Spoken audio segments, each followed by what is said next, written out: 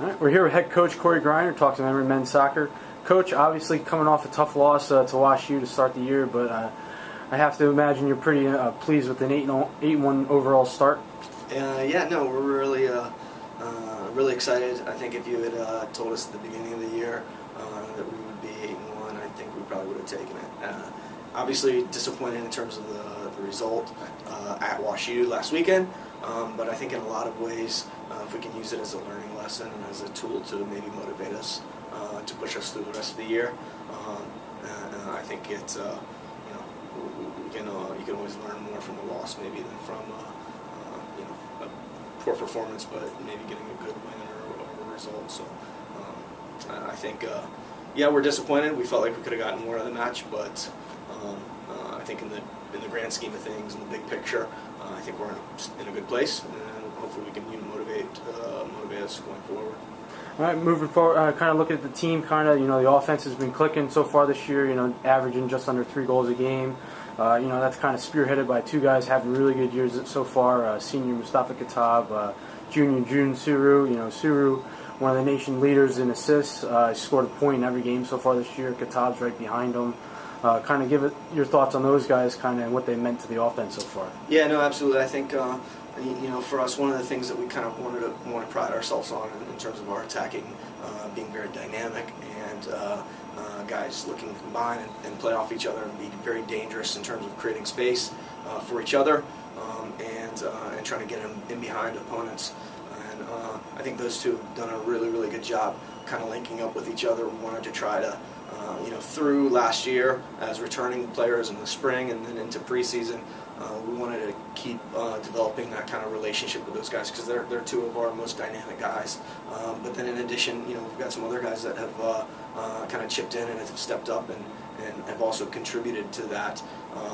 Whereas they might not be getting goals or the assists, but they might be winning a ball in midfield and keeping possession, slipping a guy wide, or they may be making a run to drag a defender out to hopefully create space for Moose or June. So some of those little things that don't go on the stat sheet, I think, are also a big part of maybe why they have gotten some of the accolades and some of the success they've had so far. And obviously want to try to keep that going. And then just kind of going off that, the defense also playing well. Only 7 goals allowed through 9 games, 6 shutouts. And it's kind of a new, revamped defense. Some guys getting more playing time than they did last year. Some guys really having good years. Josh Berman, Declan Chetta, just to name a few guys.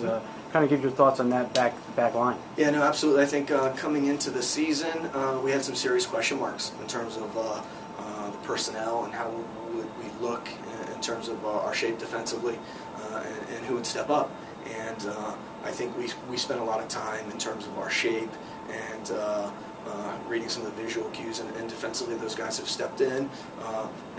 Some of the guys maybe not the most experienced in the back, but I think guys have stepped up and over the course of the first month of the season so far, I think have gained some critical experience, and I think those guys are absolutely important in terms of what we're trying to do.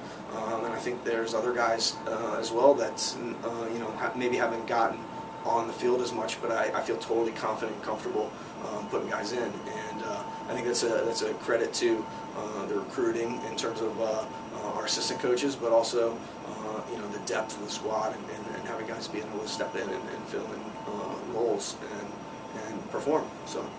All right, kind of the main reason we kind of brought you in here, big weekend coming up as the UA gauntlet continues. Chicago coming into town. Kind of give us those thoughts as the Maroons come in. Yeah, absolutely. So with UA, I think Chicago has kind of separated themselves as of recent. I think 2 of the last 3 years they've won the conference, perennial top team in the country. So for us, I think it'll be a good measuring stick for ourselves. I think we're also one of the best teams in the country, and I think there's no reason why we should be afraid.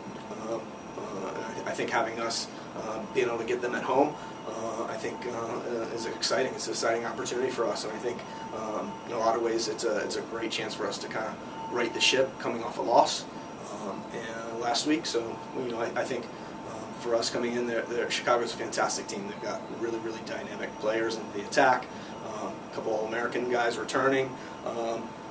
they're well coached. You know, they're going to test every facet of your program.